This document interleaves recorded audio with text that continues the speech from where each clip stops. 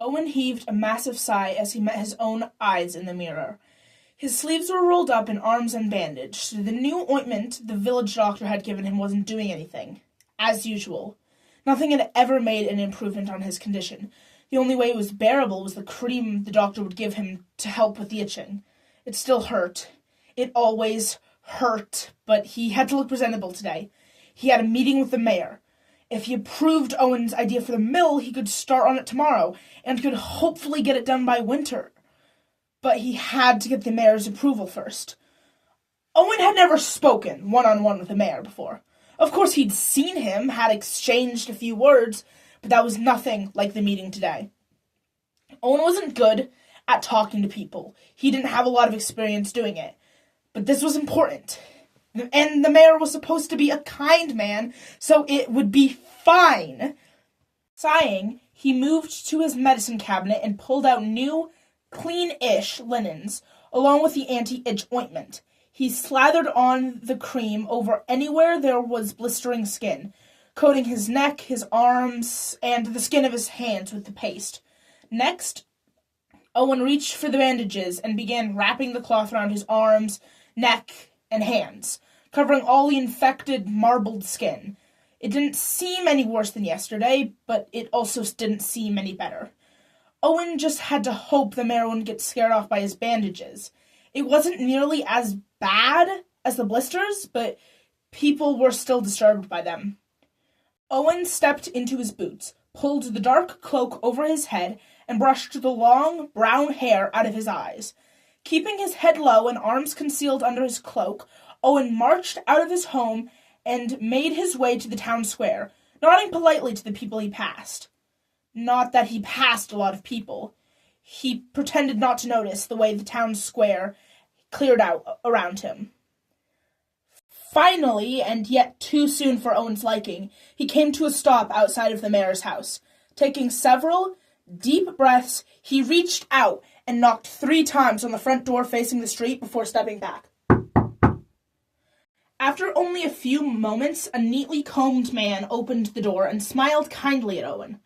Owen already knew he wasn't well dressed, but compared to the mayor it was even more obvious. Owen knew the mayor to be named Lewis. The majority of his hair was a deep ginger color with streaks of white, and his eyes were a lovely amber color. He wore a maroon shirt with a black collar and black frills down the front that put anything Owen had ever owned to shame. "You must be Owen," Lewis said, smiling warmly. "It's a pleasure to meet you. Please, come inside." Owen nodded, trailing the mayor into his lavish abode. "Would you like some tea?" the mayor questioned, sitting the lumberjack down at a table and moving to the kettle boiling over a flame. "Yes, please," Owen replied. "Whatever you have. I'm not picky." The mayor nodded again, retrieving a pair of mugs and depositing some tea leaves into each before pouring water into both of them. He brought honey and sugar to the table, along with a spoon for each, then carried the mugs over, setting one down in front of Owen. "Thank you," Owen said with unnatural politeness. He wouldn't let himself mess this up. "Of course. It's important to me that my guests are comfortable. Making tea is the least I can do," Lewis said, waving a hand. "So, Owen, talk to me."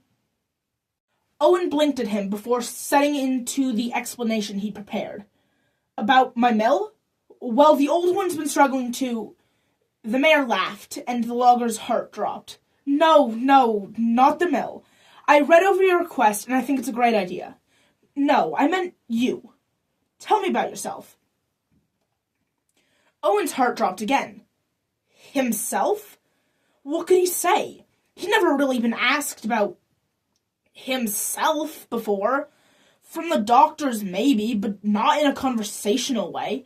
What wouldn't scare the mayor off? I don't know.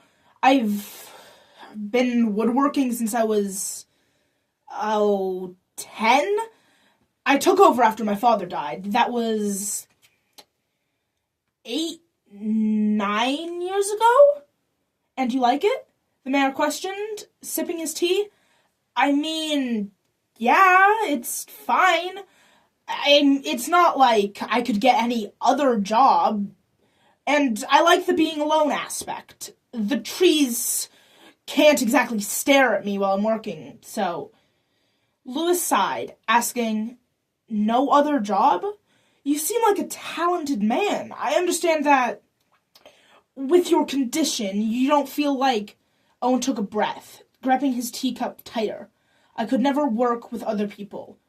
I like working in the woods because there's no other people to judge me for things I can't control," he spat out. The mayor's face seemed to soften. "Okay, I get that. And I understand the sentiment." "No, you..." Owen began, but Lewis cut him off, raising a hand to the lumberjack as he spoke. "I know odds are you won't believe me because of who I am in this town, but I understand. I understand." Owen felt his eyes sting. His hands shaking, but he couldn't say anything.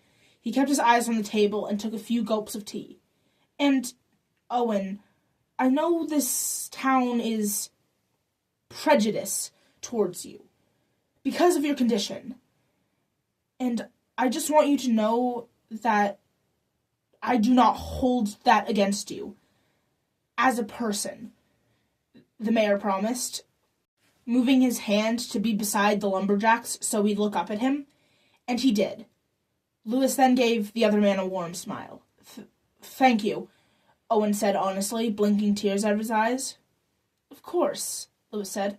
"Come back tomorrow for tea, yes? We can talk some more." Owen nodded, pushing to his feet and giving the other man a shaky smile as he was led out.